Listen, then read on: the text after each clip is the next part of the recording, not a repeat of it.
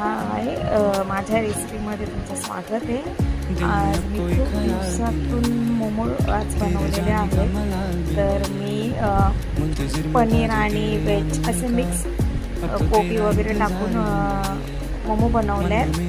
तर मी हे pan fry केले आणि ग्रेव्ही मोमोज बनवले आहेत. जसे आपण नॉर्मल चिल्लीसाठी, पनीर चिल्लीसाठी किंवा कोणत्या सोया चिल्लीसाठी त्याचा सॉस बनवतो, तसंच मी याच्यामध्येही सॉस बनवला आणि जसा पाहिजे होता तसा थिक सॉस केला.